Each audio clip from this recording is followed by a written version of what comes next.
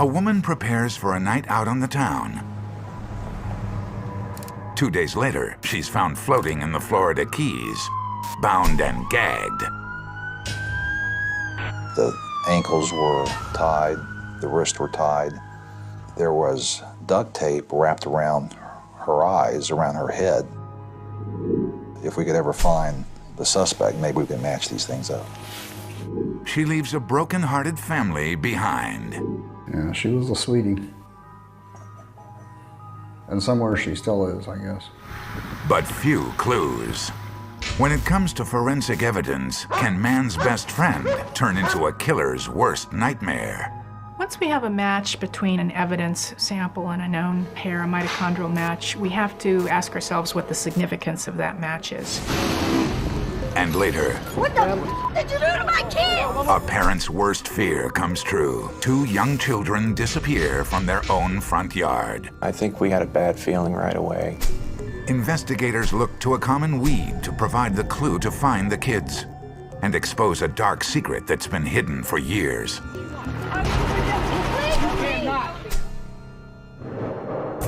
In every detective's career, one case stands out as unforgettable. Crime scenes so bizarre they defy logic, and criminal minds so conniving they defy understanding. To get to the truth, it takes extreme forensics.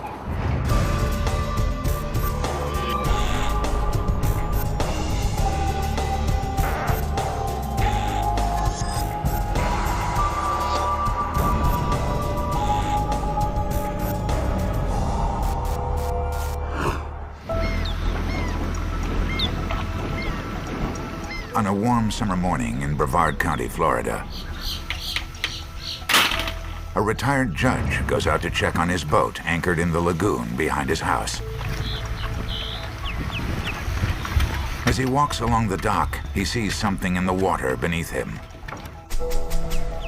As he looks closer, he realizes it's the body of a young woman.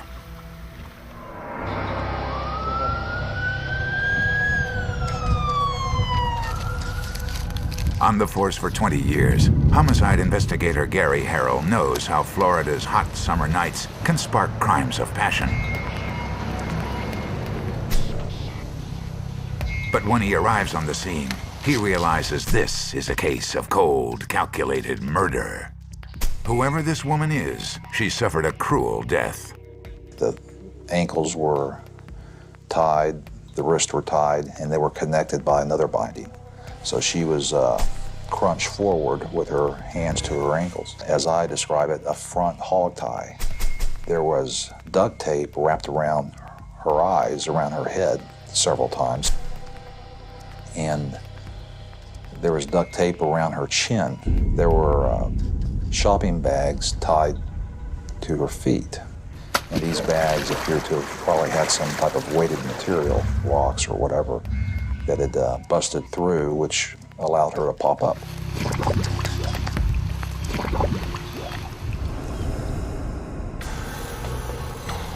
With no immediate clues to the victim's identity, police go to work on other evidence found at the scene. Crime scene agent Terry Laufenberg carefully unwraps the duct tape and rope that bound the victim. He immediately notices something that could be significant. When I closely examined both the tape from the victim's head area and the rope that was binding the victim's hands and feet, I noted there was hair, especially on the rope. There was a hair embedded in the actual rope, and there appeared to be similar hairs stuck to the duct tape. A microscopic examination reveals the hair's source. It's a canine hair. Until detectives identify the victim, the dog hair is just another piece of a puzzle.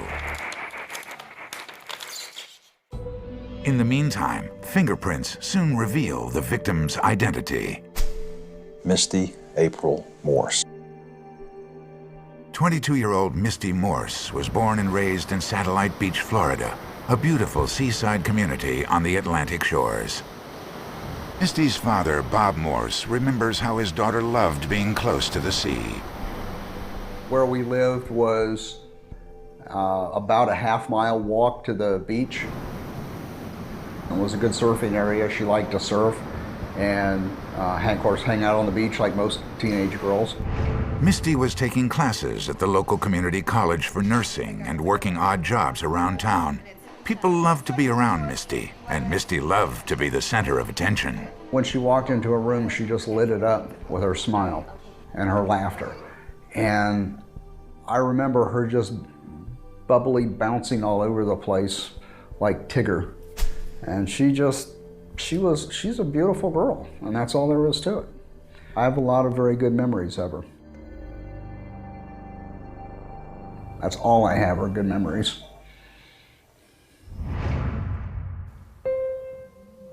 Misty was last seen getting ready for a date late Saturday night. She was happy and excited. No one suspected that would be the last time she would ever be seen alive. I kept waiting for my phone to ring and hear her on the other end say, "Hey, old man," because that's what she always said when she called. And when I answered, "Hey, old man." So, yeah, she was a sweetie.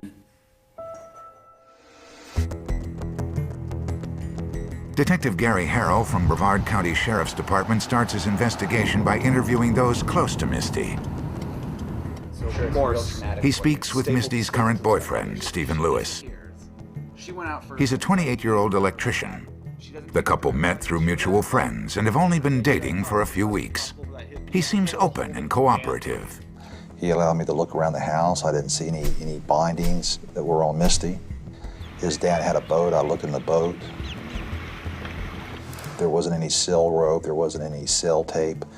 The items just weren't there that were on her. But then Detective Harrell finds something disturbing. Stephen has Misty's driver's license. He told me about them going to a movie and holding her driver license for her, because that's the only thing that she brought was just her ID, and he stuck in his pocket and he gave me her license. Stephen provides a solid alibi. Detective Harrell clears him. He knows not to draw conclusions too early in a homicide case. Instead, he continues to develop a clearer picture of the victim and the people she encountered in her daily routines. He finds out that Misty worked part-time in a massage parlor. Could she have met the wrong customer? Another concern I had was where she worked. Could this be some stalker, some guy that was infatuated with her? And we checked that out.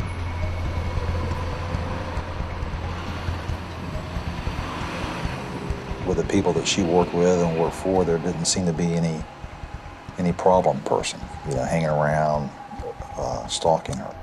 Investigators hit a wall. It appears no one had a motive to hurt Misty Morse. They'll need to dig deeper into her past. They talk to some of Misty's old boyfriends.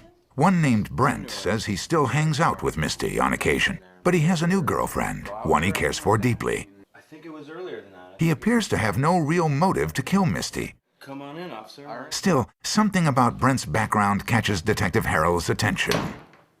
And listening to this guy, I knew this guy grew up on the river and knew it like the back of his hand. Misty was found in an isolated lagoon area, a location that Brent would know about. Though it's a long shot, Detective Harrell asks Brent if he'd come down to the station to tell him more about his relationship with Misty. He agrees. You are Brent? Yes. Well, Brent, I appreciate you coming down here, man. We're going to need your help. Right now, we're kind of at a loss. We're grasping at straws, trying to get any information we can on. During the taped interview, Brent says that he broke up with Misty, but she still had feelings for him. So you kind of maintain a friendship, right? I wasn't only a friend, I was more of a benefit. I knew if I talked to her enough, I could still go there and have sex whenever I wanted to. He described her as someone that he could go by anytime he wanted, give her a call, and he could get sex. That's the way I left it. And I was okay with her having a private relationship. He had no emotional connection to her. He knew that she was always willing and waiting for him. Brent admits he called Misty the night she disappeared. I called her on her cell phone.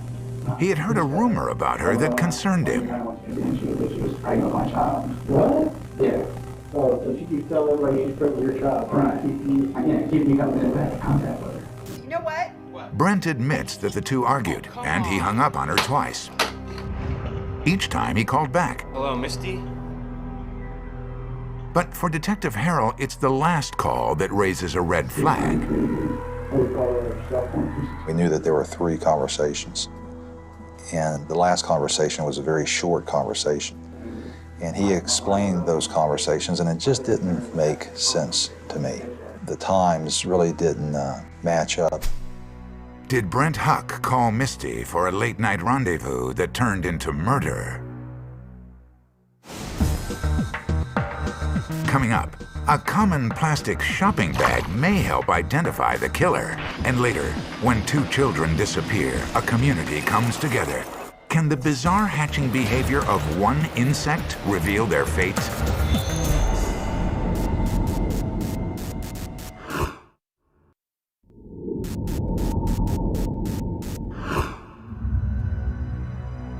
A beautiful young woman is found floating in a backwater lagoon in Central Florida. Her mouth is duct taped shut, her wrists and ankles bound, and she's weighed down with plastic grocery bags once filled with rocks. For Misty's father, Bob Morse, the cruel and sudden loss of his beloved daughter is nearly unbearable. I realize that life is precious and how precious it is, and that if you love somebody, never miss the opportunity to tell them, for all their flaws, our kids are the best things that ever happened to us.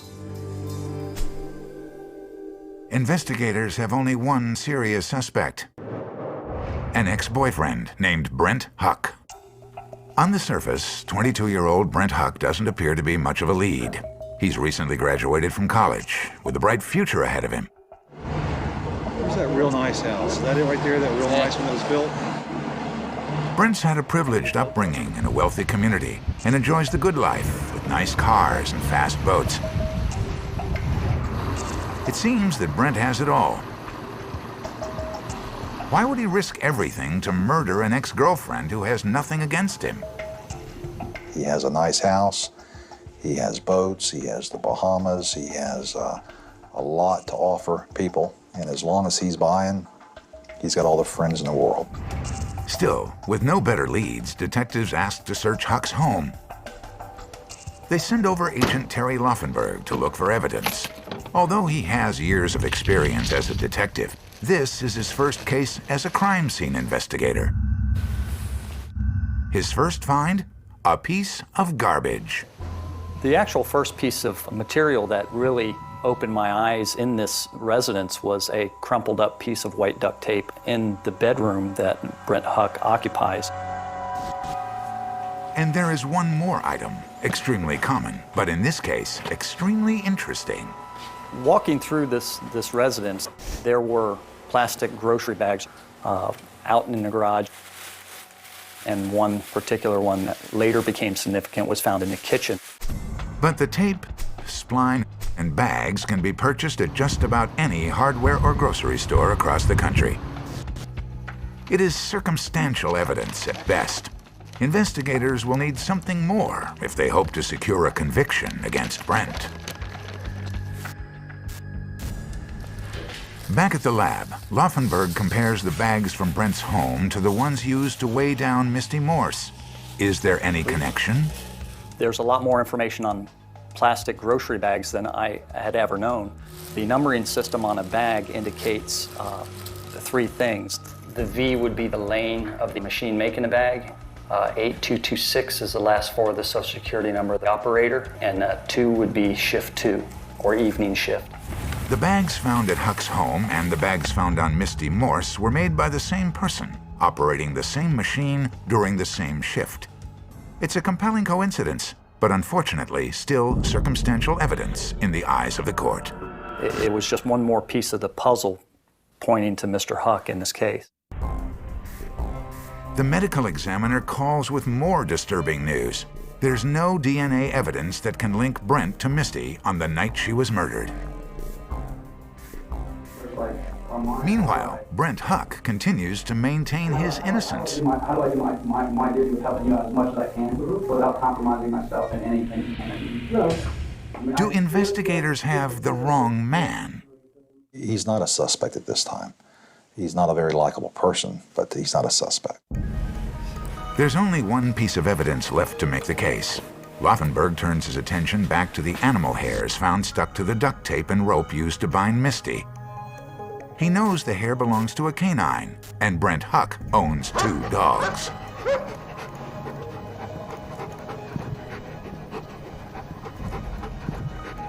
He'll have to turn to extreme forensics to turn this speculation into hard evidence.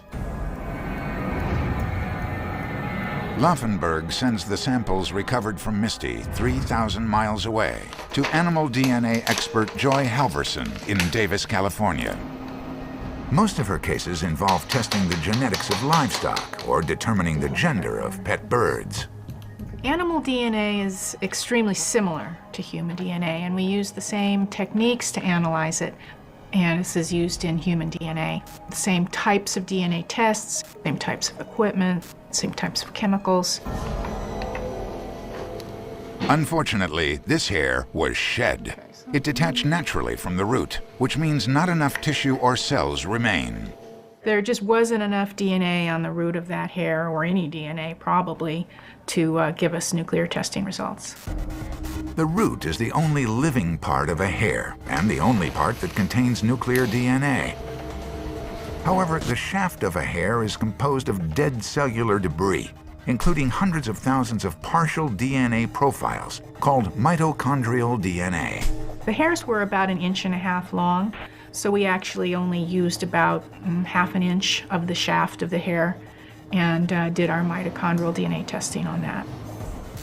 Dr. Halverson compares the DNA pulled from the 4 strands of dog hair to the DNA she obtained from Huck's dog. After doing the mitochondrial test, first on the evidence and then on the known hairs from the suspect's dog, what we found is that they matched. Once we have a match between an evidence sample and a known hair, a mitochondrial match, we have to ask ourselves what the significance of that match is. We would expect to find that DNA type in about 10% of the dog population. So with the exclusion of related dogs, the chances of finding that same type by chance is about 1 in 10.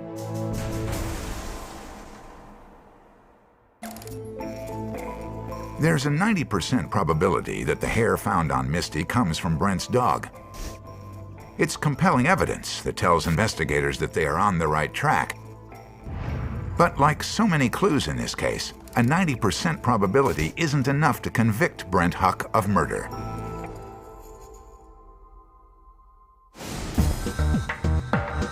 Coming up, there is still one more place to search: Brent Huck's boat. And what they find there will give this case the jolt it needs. And later, 2 children disappear, launching a nationwide search. It's a horrifying mystery that could be solved by a single plant burr.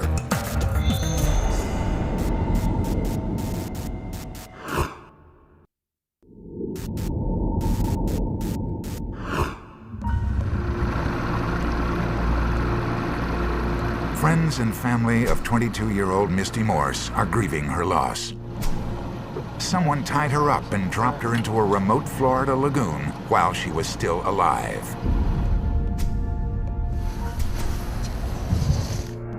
Police suspect her ex-boyfriend, recent college grad Brent Huck. But with little motive and only circumstantial evidence, he may get away with murder. So far, investigators have matched the serial number from plastic bags used to weigh Misty down to bags found in Brent's house. Hello, Misty? Brent's phone records show he spoke to Misty on the night she died.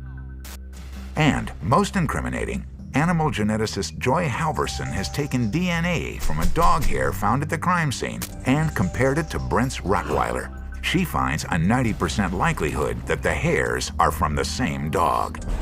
Investigators now have enough to trigger an additional search of Huck's home, and more specifically, his boat and the waters surrounding it. Crime scene investigators now turn their attention to Brent's boat. The autopsy showed no signs of physical injury, so finding any blood evidence will be a long shot. What's more, the boat appears to have been meticulously cleaned. But crime scene investigator Terry Laufenberg knows where to look. He sees something buried behind one of the seats. I found a small tangle of hair that was collected and subsequently sent to labs. It was a mitochondrial DNA match, or somebody maternally related to Misty Morse's mother. Misty didn't have another sister, so it had to be her mother's hair or her hair.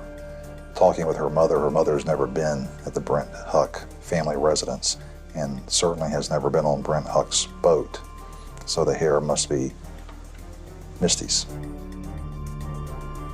Investigators have proven the hair belongs to Misty, but Misty has been on that boat many times.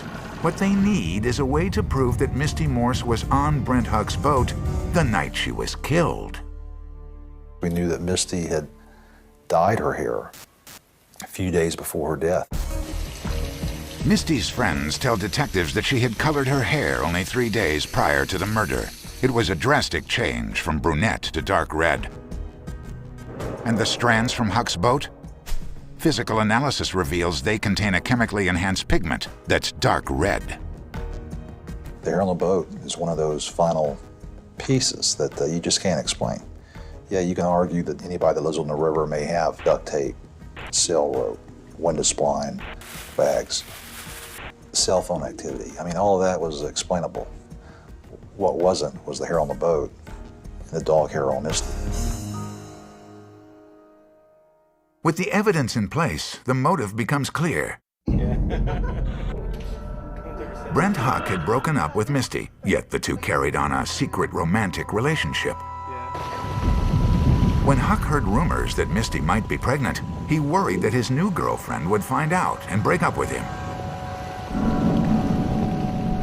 Instead of coming clean with his girlfriend, Huck decided to get rid of what he perceived to be the problem.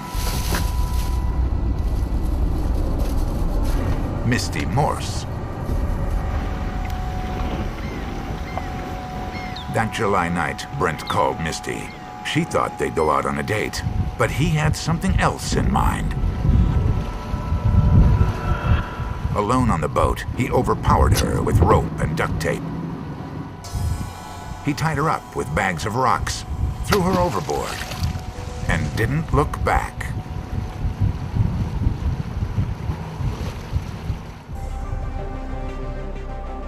In court, jurors hear the story of a rich kid who thought he was above the law. Brent Huck's an arrogant bastard. I tell you, he's a guy that uses people. He's a liar. He's a loser who has a big mouth, who has money, who has people attracted to him because of all of his toys. He's a spoiled, rich kid who buys his friends. In 2003, Brent Huck was found guilty of felony first-degree murder and kidnapping. He was sentenced to life in prison without parole. Forensics definitely put Mr. Huck behind bars. Forensics brought Brent Huck to justice, but nothing can bring peace to Misty's father. Now that he's been caught and convicted, he will not have the opportunity ever to do that again to anyone else. And at least other parents' lives will be spared the anguish that goes along with all this.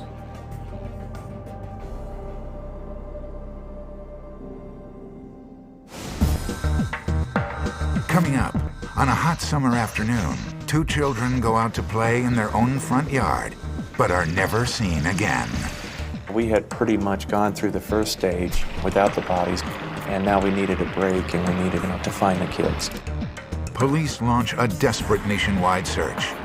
Yet a simple weed reveals a chilling truth. The answer to the children's disappearance might be right under their feet.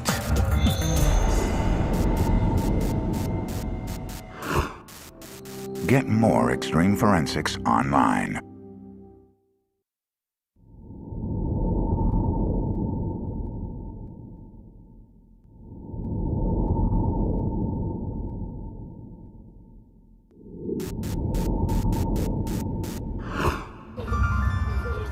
On the morning of July 9th in 1997 in Champaign County, Ohio, 6-year-old Cody McGraw chases his 11-year-old sister, India Smith, in the yard of their farmland home.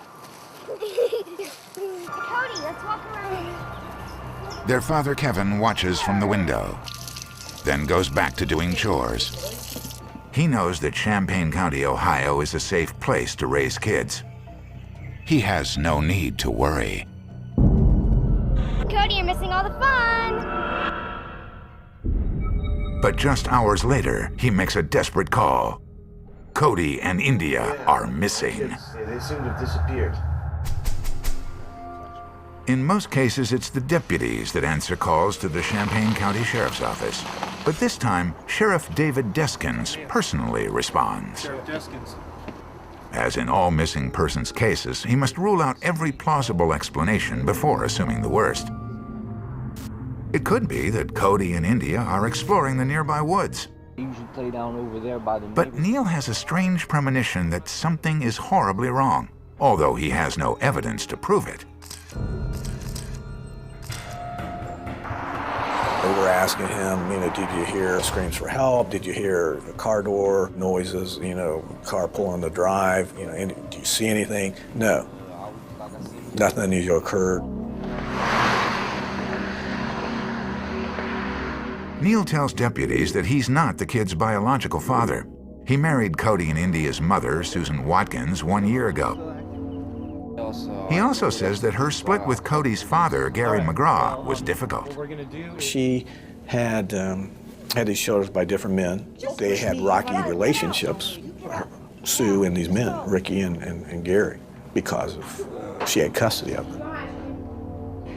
Could one of these biological fathers have picked up the kids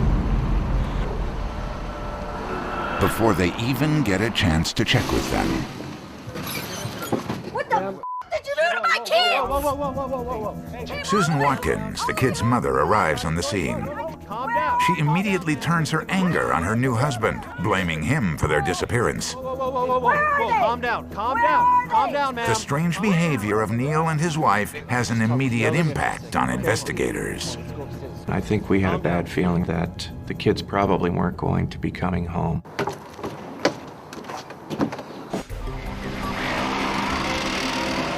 Friends and relatives organize a search party to look for any sign of the missing children. See anything? Raise your hand, get our attention, okay? Somebody been through here? There's a creek that kind of works its way down through there, and there's a culvert that goes across the road. Now, maybe you've checked that. That ought to be looked at. What they would literally do is take a county map, starting with the Neal residence at 1311 Knight Road, and organize systematic areas to search. And it truly was a community event, and we had hundreds of people searching. Despite their diligence, the search ends in disappointment. It's now 10 days since India and Cody disappeared from their own front yard. Investigators must now make a difficult decision and call off the search. The decision to call off search parties was a difficult one. Nick Salvaggio had hoped this would be a case he would never have to prosecute in court, but the children's disappearance is looking more and more like foul play. With no solid suspects in sight, investigators focus on their only potential witness, Kevin Neal. They review his 911 call, hoping it can provide some forgotten detail. The 911 operator asked him who else was present, that sort of thing, and asked him if he had called the mother. And looking back on that conversation, he said he was afraid to. We found that very unusual, and that, of course, was the initial red flag to the investigation that we thought something's not right here. Why would Kevin be afraid of his own wife? Does she know the truth? Wanted to take them someplace or for any reason? The circumstantial evidence against Kevin Neal is starting to build. He claims he went looking for India and Cody as soon as he realized they were missing. Do you know the Neals over there? I do. Sarah? But when sheriff's deputies canvassed the area, none of Neal's neighbors remember seeing him outside searching for the kids. We're looking for them too, and part of this... What Kevin Neal didn't know is that there were two farmhands at the Knight Road property at about 1:05 p.m. that afternoon. I haven't seen a different car around here. They did not see Kevin Neal searching for kids. You want to give as much information as you can. What those guys been Kevin Neal may be lying to detectives. It could be enough to obtain a search warrant for the family home. About the timeline, though. You said you were playing... Fortunately, Neal saves detectives the trouble. Evidence technicians from the Ohio Bureau of Criminal Investigation arrive on the scene. BCI seized items from the Neal household. Amongst those items was a blue blanket, and we had forensic scientist who was a trace analyst take a look at, among other things, the blue blanket, and she also took a look at some jeans of Kevin Neal's that he reportedly wore that day. Yeah, let's bag that up. She found some very interesting items. On the blue blanket, she found dirt, and she also found some seeds. The next day, investigators send the seeds to a plant expert for identification. They come from a plant called catchweed bedstraw. That's good. Excellent. Catchweed bedstraw seeds have a distinctive appearance. They have a hard shell. They have little burrs on the outside of the shell that make them easily attachable to a surface. But a thorough examination by a botanist finds no catchweed bedstraw anywhere on the Neal property. So, where did the seed come from? Detectives are desperate for answers, and desperate to find the children, even if they are no longer alive. We had pretty much gone through the first stage, without the bodies, doing about everything that we could possibly do. And now we needed a break, and we needed to, to find the kids. Then Kevin Neal does something that paralyzes the investigation. On July 23, 1997, 14 days after the children disappeared, he pleads guilty to an unrelated sexual assault charge in Indiana. We also learned that he was out on bond in 1995 from the state of Indiana for a sexual assault involving his neighbor, in which he allegedly tied her to a bed and fired a shotgun into the floor as a course of intimidating her. The case has taken a grim turn. The concerned stepfather is revealed to be a sexual predator. Prosecuting attorney Nick Salvaggio feels the pressure. It raised expectation levels for us to prove that Kevin Neal was the killer.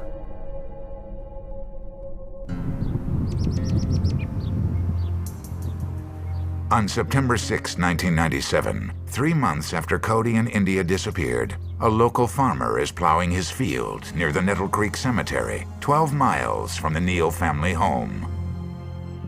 At one point then, he got off the tractor, walked over to the edge of the field, and then he looked carefully and he saw 2 skulls. And as he described it, needles shot through his body. And he thought, I found those kids. India and Cody have been found. The kids were found just outside the fence row in a heavily shaded and heavily wooded area. David! Take care of him. David! What do you want? I want to go down. You cannot. Why? Because David, we have no. to do the crime scene perfect. Okay. Take care of her. Ironically, that wooded area was located less than 100 feet from the site of Sue Neal's mother's grave. That site would become prophetic to investigators.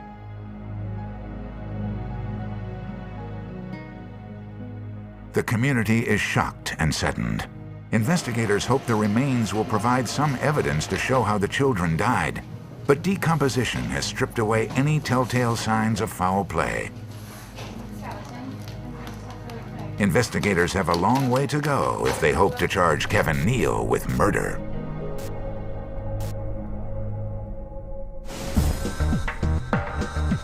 Coming up, can an insect's unusual breeding pattern provide groundbreaking evidence in this heartbreaking case?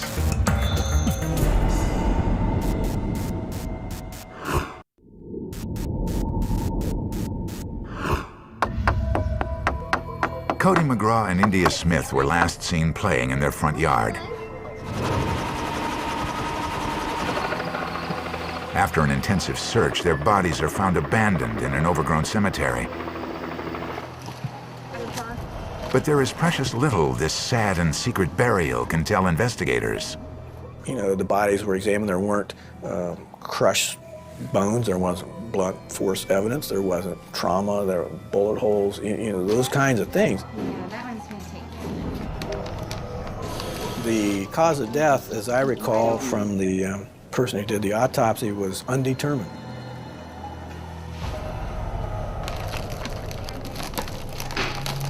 Investigators have only one suspect: the children's stepfather, Kevin Neal. He's currently incarcerated, serving time for sexual offenses in Indiana.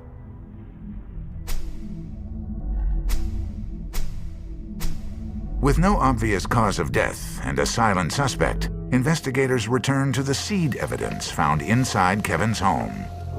It's a treasure trove. The plant evidence was significant in that we had found, you know, the seed on the clothing in Kevin and also the bedclothes or the blanket of Cody from the house early on.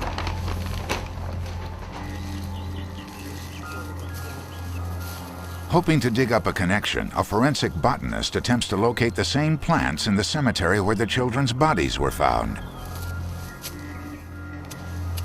Investigators spend a full day on their hands and knees.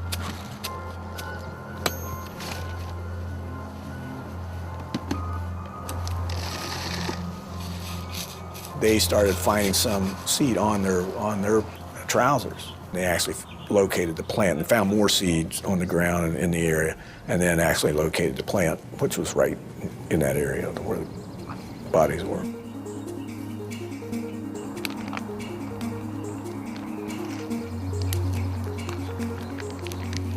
The forensic seed analysis was critical because it linked someone within the Neal household to the cemetery site where the kids were found.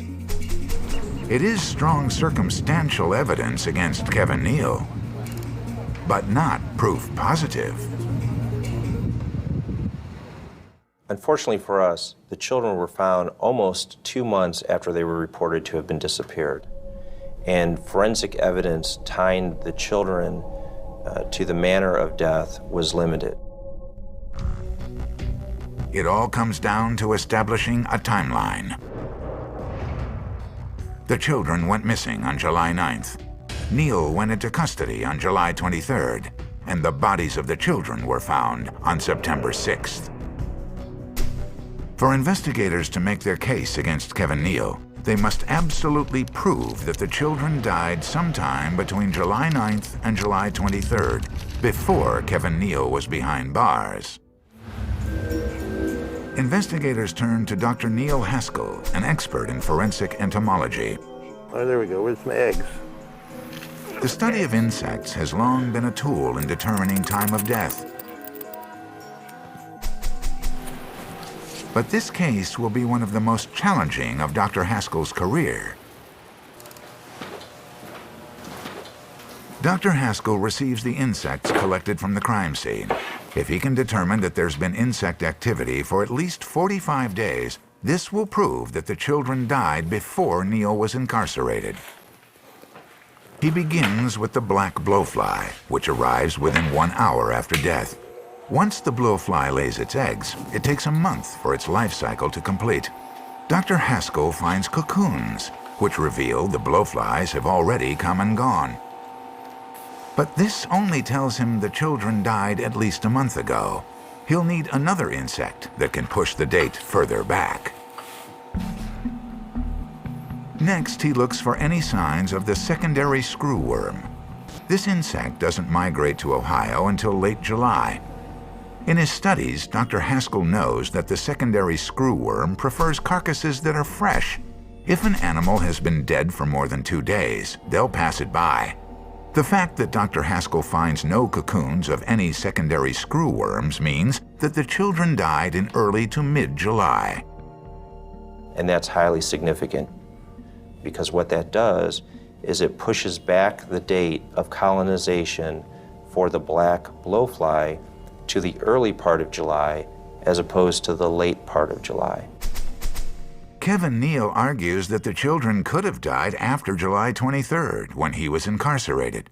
Right now, the dates are still too close to positively prove they died before the 23rd. But there's more. Dr. Haskell finds one last piece of the insect puzzle: maggots. More specifically, the larvae of the cheese skipper fly. When we find, for instance, these cheese skippers, that would indicate that we are well past the initial and moderate portions of decomposition. Dr. Haskell has observed that cheese skippers don't show up until 1 to 2 weeks after death.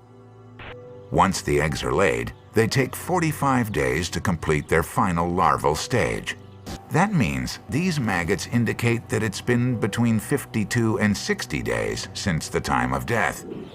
And the day the children disappeared, July 9th, 60 days before they were found on September 6th.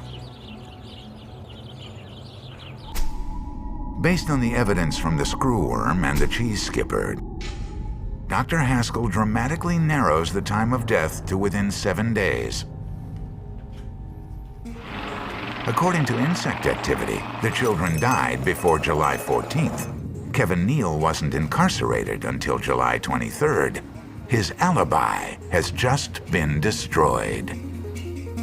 I follow the evidence wherever it leads. If it would have led us to a different direction, to a different person, we would have left Kevin completely alone.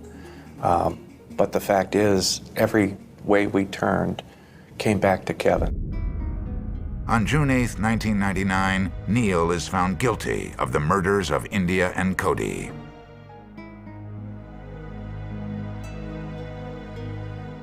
I believe he got what he deserved in a way, but I wish I could have killed him. I mean, I know I'd be in there now instead of that, but I'd rather that. I wish I could have killed him. And I wish I was sitting in jail for the rest of my life instead of him. And I wish he was dead. I miss Cody so much, it's unreal.